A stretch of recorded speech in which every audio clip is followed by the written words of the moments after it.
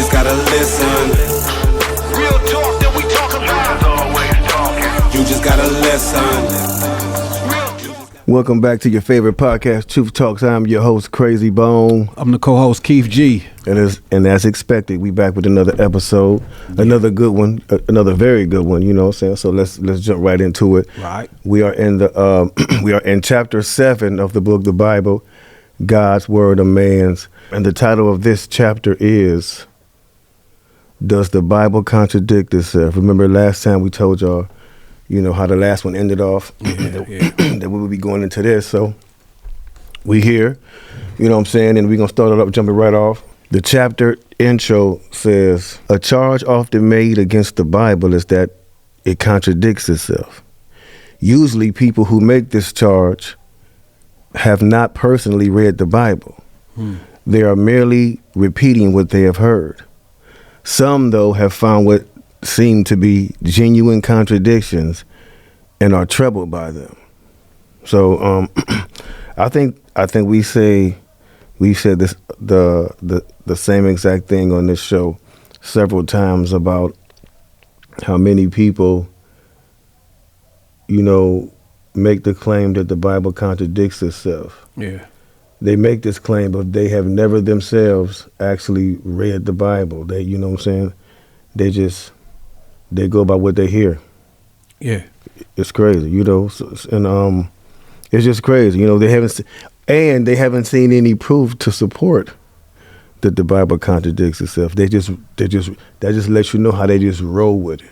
Yeah, because the word contradiction means that you see something that is supposed to be something and it's not doing what it's supposed to be doing. Yeah. You know what I'm saying? At which time, as we're going to get into it and everything like that, but at which time did you see what God did that he said he was going to do that he didn't do? Yeah. Or, you know, I ain't seen it.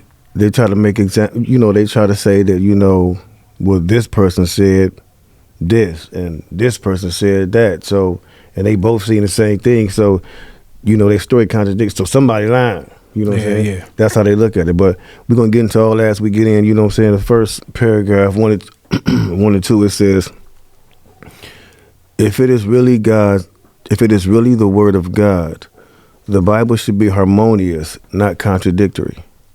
Why then do some passages seem to contradict others? To answer, we need to remember that while the Bible is the word of God, it was written down by a number of men over a period of several centuries. These writers had different backgrounds, writing styles, and gifts, and all these differences are reflected in the writing. Moreover, if two or more writers discuss the same event, one might include details that another omits. Additionally, different writers present the subject matter in different ways. One might write down chronologically, while another might follow a different arrangement. In this chapter, we will present some alleged contradictions in the Bible and consider how they can be reconciled, taking the above considerations into account. So, you know, another charge is, you know, again, that the Bible contradicts itself. But, you know, we have to remember that although the Bible is from God, you know, he inspired a number of men to write it. They all came from different, you know. Oh, yeah. Some of them didn't even live in the same time period. You know what I'm saying? And they came from different backgrounds and they had different writing styles and all that. So, you know, you can expect it to be. It would have to be. I mean, just briefly going back to what we were talking about when we did the last episode, you know, we were pointing on Luke, who was a physician.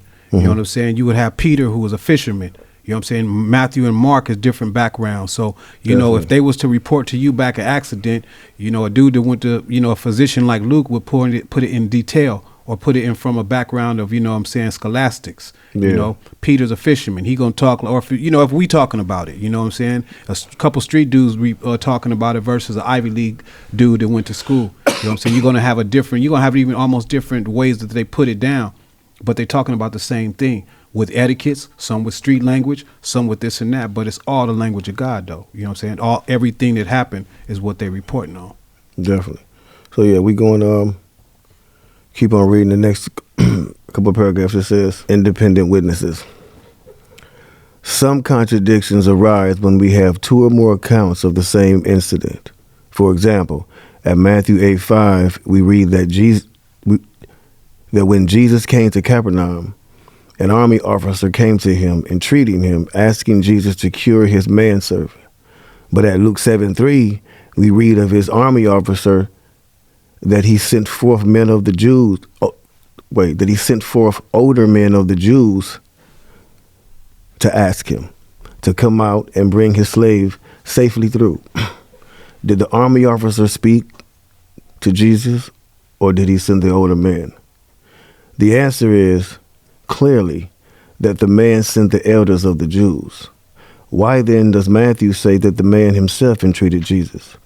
Because in effect, the man asked Jesus through the Jewish elders. The elders served as his mouthpiece.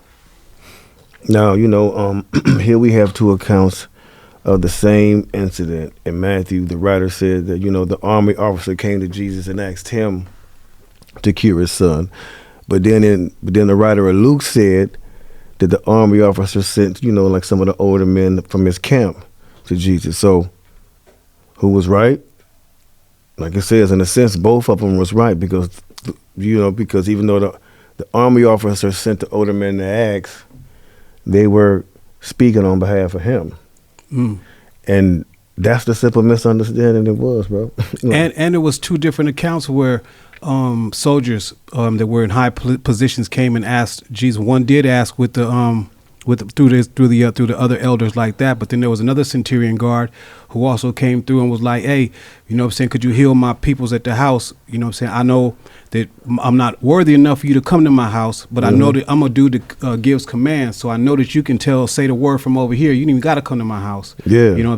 So that happened also twice too. The fish, the loaves of bread and the fish, that actually happened in two different occasions also too. So it could look contradictory if one person, if you're reading from one text and be like, hey, that ain't exactly how it was. You know what I'm saying? One's more detailed where there was not just 2 fish and 5 loaves. One was 2 fish and 5 loaves, but there was another with another type of minimal food that fed 5,000 men, not including women and children. Right. You know what I'm saying? So, be brief again. If you're looking for contradictions, you're gonna try to find one in everything. But we challenge you to try to find one in the Word of God. And pretty much there's discrepancies, but there's no contradictions. None.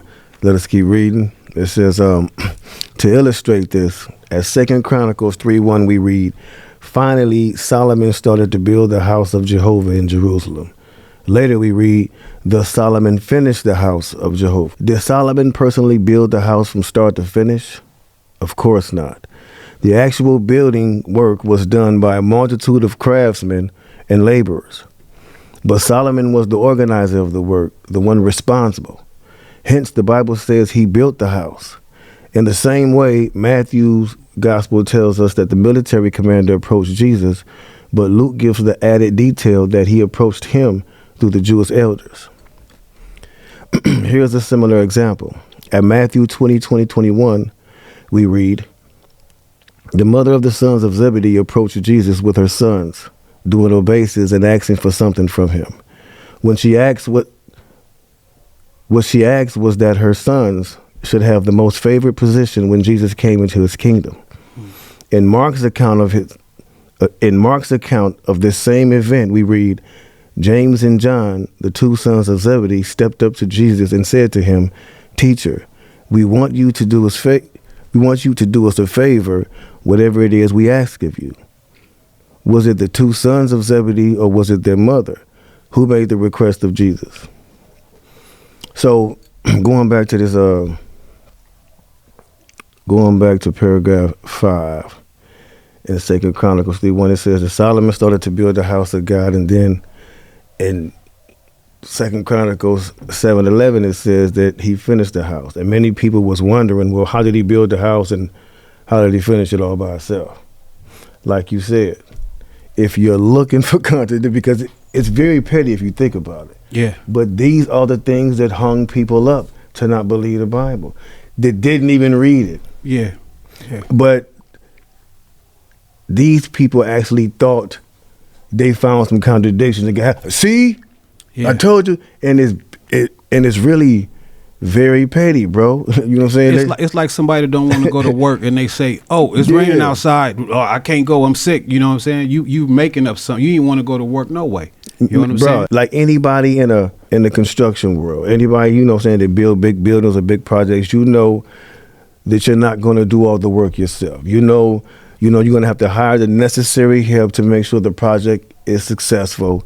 And that's exactly what Solomon did. That's just like if I wanted to make a beat, I can't play no instruments. I can play the keyboard by ear. That's about it. But if I wanted to make sure the beat came out the way I envisioned it, I would hire, the right musicians to help me do this. Now, if I told them, okay, this is how I want everything to sound. This is how I want the beat pattern to go. I want the strings to sound like this. I want the breakdowns and the beat to go there. Although they played the instruments, I oversaw the work. I instructed them on what to do. I'm still the producer. Oh yeah. Just like Solomon hired people to, help build a house of God. Although they did the work, he oversaw the project and instructed them on what to do. And paid for it, like you were saying. Exactly. And that's the main part. So he organized it. Like, it sounds very petty, but like I said, this is what people have been hung up on reasons they don't follow the Bible. Yeah. Very petty, like you said. They looking for something. Looking for a reason not to. Yeah. Because once you follow it, you may find yourself being accountable for knowledge. You know what I'm saying? That's what a lot of people say, ignorance is bliss. If I don't know, I can continue on with the stupid stuff I'm doing. But once you know, you can only tell yourself that. Like, I know that this is not the thing to do. You know what I'm saying? And I'm still getting down because you looking to not believe it. You know what I'm saying? Trying to poke holes in the word of the Lord, and it just don't fit like that. But we gonna continue on. And then in paragraph 6, we have the account of the mothers of the two sons of Zebedee. In a similar situation, there in Matthew 20:21, the mother of these two sons asked Jesus to give her sons the most favored position in the kingdom. But then Mark said that the sons asked, but it's the same thing. It's the same situation as the army officer. The two sons was probably too scared to ask Jesus that. You know what I'm saying? And they had their mother do the work. Yeah. Mom, ask them for us. You know what I'm saying? So, like, it's the same thing, bro. Like, people get hung up on, like, the littlest things, but that ain't even really important, really. You know what I'm saying? And he really missing the whole message. And even in that, he really asked him, since we just on that question, do you know what you asking? Can you sip this cup? You know what I'm saying? Because the cup he had to sip was bitter. You know what I'm saying? A lot of people want the fame of it, but which is a different story what we're talking about now, but just so happened on that question, that's a famous thing that they want, but they don't understand the struggle of sitting next to him. Yeah. All right. Picking up the next two paragraphs, it says, clearly, it was the two sons of Zebedee who made the request, as Mark states, but they made it through their mother. She was their spokesperson. This is supported by Matthew's report that when the other apostles heard that what the mother of the sons of Zebedee had done, they became indignant, not at the mother, but at the two brothers. Have you ever heard two people describe an event that they both witnessed? If so, did you notice that each person emphasized details that impressed them? One may have left out things that the other included. Both, however, were telling the truth. It is the same with the four gospel accounts of Jesus' ministry, as well as with other historical events reported by more than one Bible writer. Each writer wrote accurate information even when one retained details that another omitted. By considering all the accounts, a fuller understanding of what happened can be gained. Such variations prove that the Bible accounts are independent, and their essential harmony proves that they are true. Bro, very simple. You know what I'm saying? Like, let's say me and you went to the same party. You know what I'm saying? And after we came back from the party, we call up one of the homies and you hit them up first. You're like, man, that party was off the hook. It was da-da-da-da-da. And you tell them, you tell them your version of the party. Yeah. And then I call them, we at the same joint, same party, but I give a different, the description of the party. Like, it ain't like neither one of us lying. It's just like you telling what you saw at the party. Yo. And I'm telling like what I saw. You know what I'm saying? Like, it's crazy. Like, it's very simple that people just wouldn't like really figure that out. But I'm glad this kind of stuff points it out though, because people do look over this kind of stuff. Like, the smallest things are common sense. It's crazy that we look over all the time. You know what I'm saying? Because but like I said before, some of this stuff is not even worth raising the eyebrow to. Nah. Especially when when so many other things have been proven to be true. Mm-hmm. Okay, yeah, but like, man, Pee-wee, I don't know. It's crazy. But yeah, we gonna hold on, where we at? Oh yeah, the next subheading is read the context. It says, often apparent inconsistencies can be resolved if we just look at the context. Consider, for example, the often raised problem about Cain's wife. At Genesis 4:1 and 2, we read, in time, Eve gave birth to Cain and said, I have produced a man with the aid of Jehovah. Later, she gave birth to his brother Abel. As is well known, Cain killed Abel. But after that, we read that Cain had a wife and children. If Adam and Eve had only 2 sons, where did Cain find his wife? The solution lies in the fact that Adam and Eve had more than 2 children. According to the context, they had a large family. At Genesis 5:3, we read that Adam became father to another son named Seth. Yep. And then in the following verse, we read, he became father to sons and daughters. So Cain could have married one of his sisters or even one of his nieces. At that early stage of human history, when mankind was so close to perfection, such a marriage evidently did not pose the risk for the children of the union that it would today. Yeah. So this is very informative because it tells us that Cain likely got his, where Cain likely got his wife from. It had to be one of his sisters or a niece. And I know we may look at this situation today like, that's disgusting. Already to throw somebody in jail. Creation. Yeah, but it was, but Adam and Eve, they were still so close to being perfect. They could do that and it wouldn't affect them. I mean, God had to have a plan to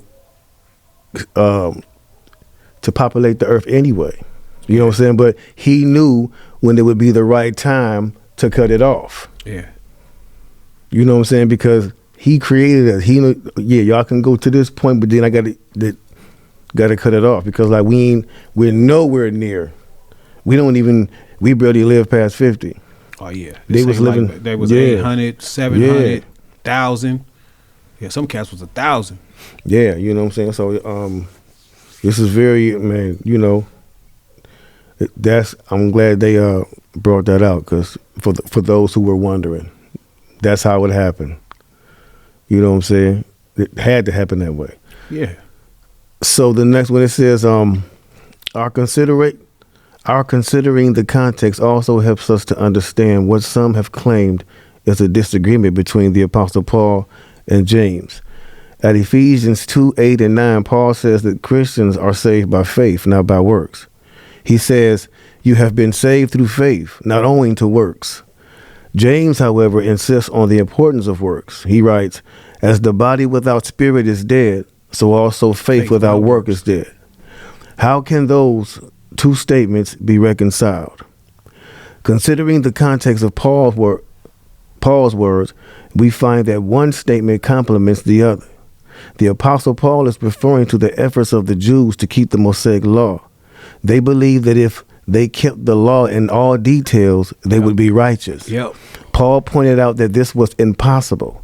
We can never become righteous and thus deserve salvation by our own works. Yep. For we are inherently sinful. We can only be saved by faith in Jesus' ransom sacrifice. Yep. James, however, adds that vital point that faith in itself is valueless if not supported by actions. A person who claims to have faith in Jesus should prove it by what he does. An act of faith is a dead faith and will not lead to salvation. Yeah. Last paragraph.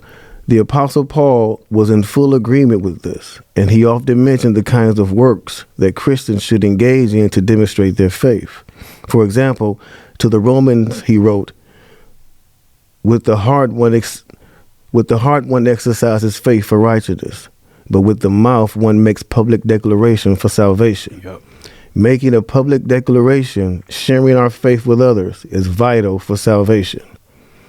Where'd it go? Oh, no work, however, that a Christian can do, and certainly no effort to fulfill the Mosaic law will earn him the right to everlasting life. This is the gift that God gives to those who exercise faith. Yeah. I mean, really, we don't even really have to elaborate on those paragraphs. They pretty much speak for themselves. You know what I'm saying? Like, but just for the folks, we will a little bit. You know what I'm saying? And I'm glad it was brought like that. And see, people will try to catch that up as if that's something is contradicting itself, and those are told with two different separate stories, but about the same things. Because faith without works is dead. If I say I believe that God had a son named Christ that came here and lived for me, but I don't act that way, or I don't try to live my life that way, I'm not doing nothing to back that up. But at the same time, there's no works that I can do. I can't say, well, I didn't do this, I didn't do that, and go down a list of things that he said don't do, which none of us can keep those laws, like we were saying real quick. Yeah. I can't say that I've got faith. I mean, I've got salvation by any other works than what Christ paid for that.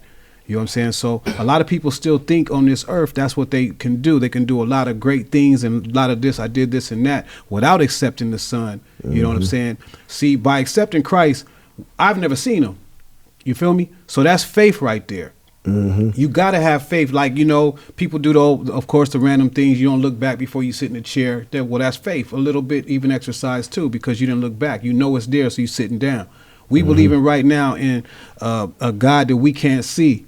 So he accredits that as faith. And he say, all right, come on then. You know what I'm saying? It's just that simple. It's not even, man, gonna make it harder than that, but it's not harder than that. And once you do get into the fold of him, of course, he starts shaving your life down of the things that you used to do. Some things you may die still doing those things. But it's about fighting to go towards this way, not towards where I used to be at. You know what I'm saying?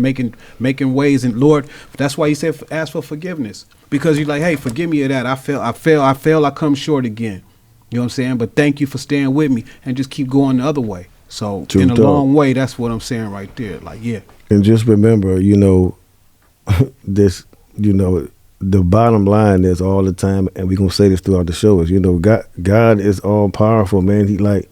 He's going to make sure you're not going to find a blemish on his word.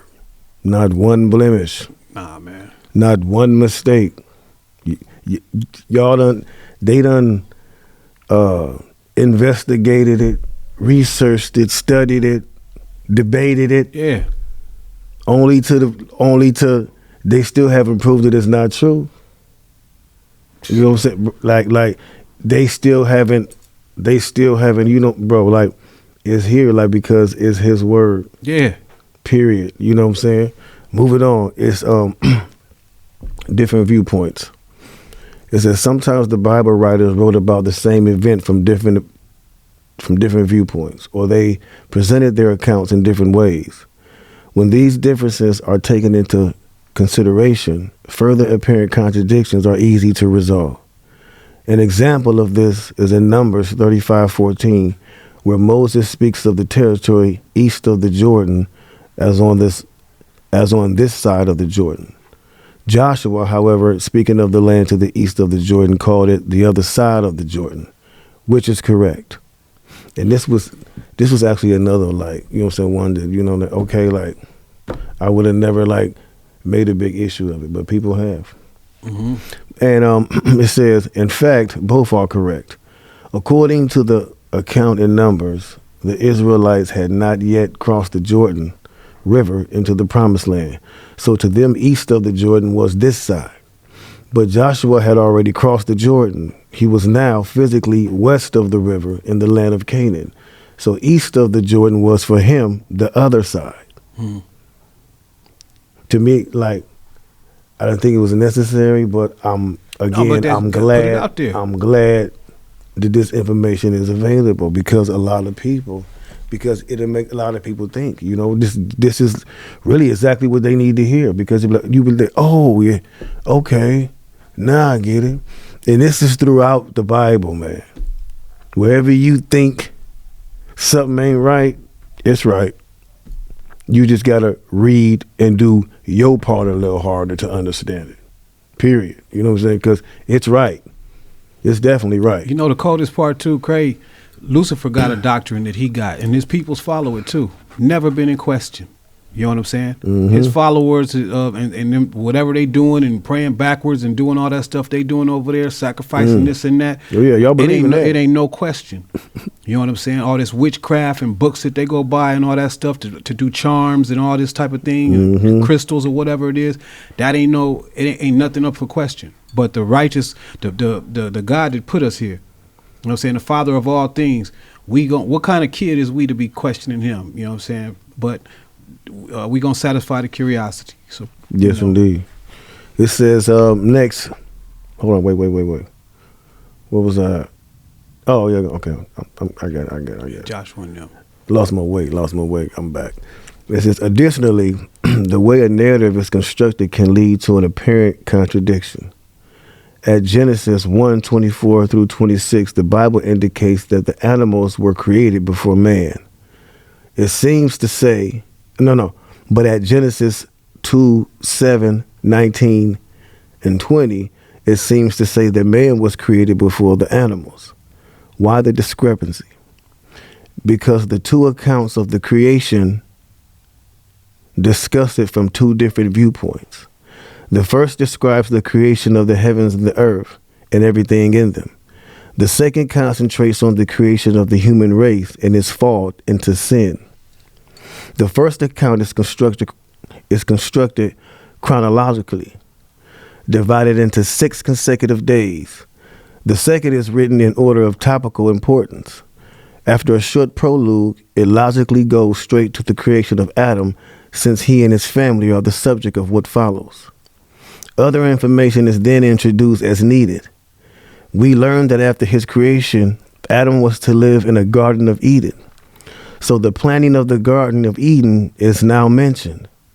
Jehovah tells Adam to name every wild beast of the field and every flying creature of the heavens. Now then is the time to mention that Jehovah God was forming the ground.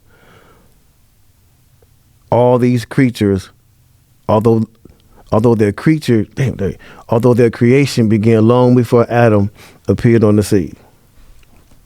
Okay, so long story short, the animals were created by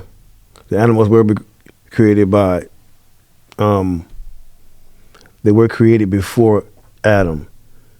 And all you have to do is do the research, do the further research, because it's there to prove all these things for those who had questioned or thought that the Bible contradicted itself. Or if you heard it and now you're going to read it, you can know that it don't, and you can look up these same points that we talking about now. Definitely, because it's very deep. Like I said, everything that happened from like all these stories, like Adam and Eve, and you know what I'm saying, all these things can be proven. All these things, the Garden of Eden was discovered. Oh yeah, man. You know what I'm saying? Like, so it's like all these places, like you first heard of the Garden of Eden in the Bible, from the Bible. You first heard of a lot of things from the Bible that you don't even realize. You know what I'm saying? So the Bible has shaped everybody's life. even if you don't read it, it has shaped everybody's lives because the Bible is the reason we have laws. Yeah. So it has affected everybody's life. It has shaped the world. Whether it's believed or not. Because the Bible said not to murder, not man. The Bible said not to steal. God said not to steal in the Bible, not man. So that's where they get it from. The marriage and all that stuff, that's where it came from. They didn't think of that. No. So, like we said, this is right. We don't have to question this, but this is to make, people more aware of what's going on. You know what I'm saying? So we can continue. It says, read the account carefully. That's exactly what we've been saying. Read it carefully. It says, sometimes all that is needed to resolve apparent contradictions is to read the account carefully and reason on the information provided. This is the case when we consider the conquest of Jerusalem by the Israelites. Jerusalem was listed as part of the inheritance of Benjamin, but we read that Benjamin tribe was unable to conquer it. We also read that Judah was unable to conquer Jerusalem as if it were part of the tribe's inheritance. Eventually, Judah defeated Jerusalem, burning it with fire. Hundreds of years later, however, David is also recorded as conquering Jerusalem. At first glance, all of this might appear confusing, but there are in reality no contradictions. In fact, the boundary between Benjamin's inheritance and Judah's ran along the valley of Hinnom, right through the ancient city of Jerusalem. What later came to be called the city of David actually lay in the territory of Benjamin, just as Joshua 18:28 says. But it is likely that the Jebusites' city of Jerusalem spilled across the valley of Hinnom and thus overlapped into Judah's territory, so that Judah too had to war against the Canaanite inhabitants. Benjamin was unable to conquer the city. On one occasion, Judah did conquer Jerusalem and burn it. But Judah's forces eventually moved on, and some of the original inhabitants regained possession of the city later. They formed a pocket of resistance that neither Judah or Benjamin could remove. Thus the Jebusites continued in Jerusalem until David conquered the city hundreds of years later. So after reading this, you see why it is important to read the account carefully, because you want to have the proper understanding of the scriptures. Because if you know what all of this fully means and how this book connects and is harmonious from the beginning to the end, you would definitely have a different outlook on life, because you would understand more about life. And we can't let little discrepancies deter us from drawing close to God. No. And like I said, a lot of these was little, but when you think about it, every time I say they little, I'm like, well, they not, because they've stumbled so many people. Yeah, and at the same time, you got a Satanist prosecutor that wants these kind of things to be, in people's heads, because a lot of people had the same kind of thoughts on their mind that deter them from, going to hear the word of the Lord somewhere. Even the same thing that people don't even. When you have to tell them, is somebody in Kansas that say the same thing as somebody in L.A., and I'll tell you what it is. I ain't going down there to put no money into this pastor's pocket. He doing this and that. They never even met each other, but they're going to say the same thing, because it's a spirit that wants you to say, I'm going to blame this person so I don't even have to go learn nothing. You know what I'm saying? So back to these things, these inconsistencies, as they like to say it, there is none. But the forces of darkness, the enemy, wants to kind of raise the question in people's minds. So like Cray had just said, as long as I keep them from not reading this, and not just reading it, but absorbing it. See, reading it and absorbing it is two different things. Because once you absorb it, you're starting to let it stick onto you. And now you're taking over the mind of God. God's able to impute what he's thinking inside your head. So now by faith, if something ain't there, You know what I'm saying? You can deal without it. Hey, you know what? If I like it to be this way, but if it ain't that way, all right, cool. I know you got me, God, because I've been hanging around your word so much. I know what you do for people. And if you don't do it, it ain't because you can't. Exactly. You know what I'm saying? So getting a full understanding, not just looking through things, oh, there goes something wrong. There goes, you don't do, even a child's test, bro. You don't just disintegrate a kid, you know what I'm saying, the answers he think he got right or wrong. You know what I'm saying? There's ways to do that kind of thing, you know what I'm saying? Yeah. But especially what we looking at this is a holy righteous book.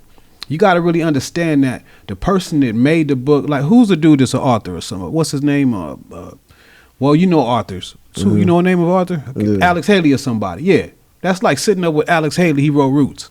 You know what I'm saying? That's like sitting up with him and telling him he ain't right what he wrote.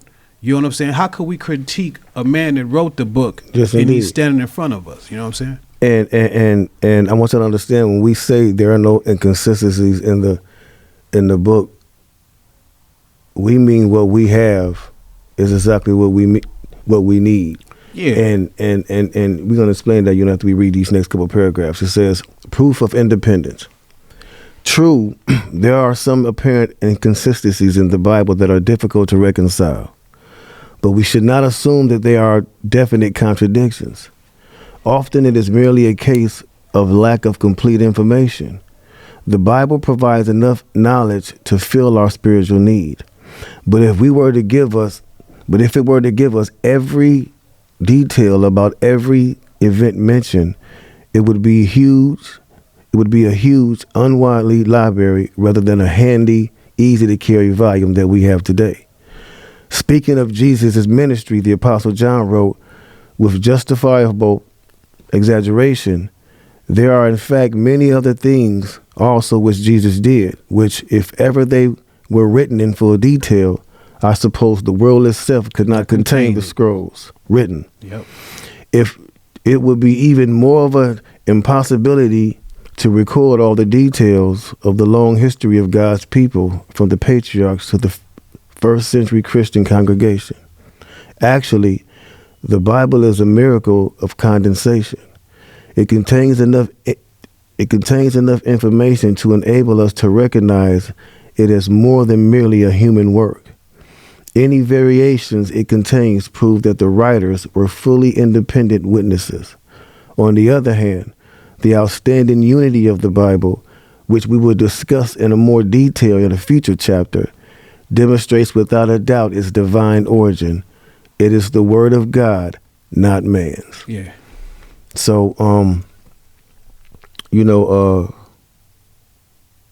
this is the end of it. This is actually the shortest chapter we done read, though. This is the shortest one we done, but it's thick. We shouldn't be surprised, like the paragraph said, we shouldn't be surprised if we find some inconsistencies in the Bible, but we shouldn't be so quick to write it off, like the book is, oh no, it's too many contradictions, God didn't write it. We shouldn't be get so drastic. Like we said earlier, God has given us all the information we need. Everything. He gave it to make it out of this system that we're in right now. Yeah. He doesn't need to give us every single little detail. We wouldn't understand it anyway. Word. You barely understand what he's trying to tell you now. Yeah. Like, you know what I'm saying? And people don't want to listen to it. It's crazy. By him being who he is, he's perfect. You understand that? So perfection don't make no mistakes. You talking about, man, the sun ain't went out of no batteries yet. We ain't had to never call nobody and say, hey, man, we need another sun back up because the sun ain't shining like it's supposed to or something like that. You know what I'm saying? But then there'll be somebody that will say, no, but there's cloudy days sometimes. The sun still rose. You just can't see it through these clouds. And you know what I'm saying? It just has a different look about it. We never had to go to the moon and put no batteries back up in the moon. You ever seen somebody do that since we've been here? No. That ain't never ran out. You know what I'm saying? Stuff like that is going on his power. Oh man, you can't hold the world like you're supposed to. We spin, these other scientists cats will look it up, but we spin at the same time. We didn't have the gravity he even put down here. We never even see it too. You know what I'm saying? We wouldn't even be able to stand. This wind thing, this breath thing, we've never seen it. But people believe it because you inhaling it every time. That's what keeping you alive. Stop breathing and you'll see what it is. Or go underwater and hold your nose and see how long that lasts. You know what I'm saying? But it's certain things that God did. There's nothing wrong with, I'd say, a question to being like, you know what, man, how'd you do that? That was dope. Versus, oh man, he didn't do that. That's a whole different kind of question posture. You know what I'm saying? And he knew people would be like that. He even still got room for folks that's like that. You know what I'm saying? I ain't gonna be so long with it, but he knew people gonna, I don't believe this, I don't believe that. On some occasions, God gonna take time to show you. You know what I'm saying? That's why one thing Jesus did before he prayed for Lazarus to come back, he was like, Father, I'm talking to you like this because there's people around. You know, I already know you hear me every time we speak. But for those that's around so that they may believe, I'm going to do it like this. And that's when he called Lazarus to take them grave clothes off and come on out of there. And he said, people do say he called him by name, because if he said dead arise, everybody would have got up. You know what I'm saying? Because that's how powerful he is. But he did things so these people believe. He let Peter see him walking on water and told him, come on out here. You know what I'm saying? Little things like that so he can, so if you go ask Peter like, man, I seen him do these things, bro. This ain't nothing I just heard about. So he did reveal certain things to people that was able to believe in those things so that they can carry it on, so they can know that, man, what I'm doing with this gospel that I'm taking, it's more than just somebody that just says something. I seen what he did. He revealed certain things to me. And that's what he'll do for you if you put the questions away a lot and just be willing, just like he's willing to accept us for the way we treat each other and the way we treat ourselves. You know what I'm saying? It goes against the way he really wants us to be getting down, but he still got his hand out for us. And by faith, you know what I'm saying, we gonna always be with him when he come. Most definitely. And like we said, you know, God knows what he's doing, you know, and all we need to know is how to beat the devil in this dying system. And God gave us the information we need right in the Bible. You know what I'm saying? So we don't end up, and we need to take heed to that information so we don't end up like the devil. Yeah. Dead forever. Yeah. You know what I'm saying? And man, bro, like I said, this was kind of a short chapter, but yet still it was a very, very good one. You know what I'm saying? So we'll see y'all next time on your favorite podcast, Truth Talks. You know what I'm saying? And don't forget to subscribe to our show. Tell your family, tell your friends. Yeah. And always remember, the truth is always talking. Just got to shut up and listen. Truth talk, truth talk, truth talk. Truth is always talking. You just gotta listen.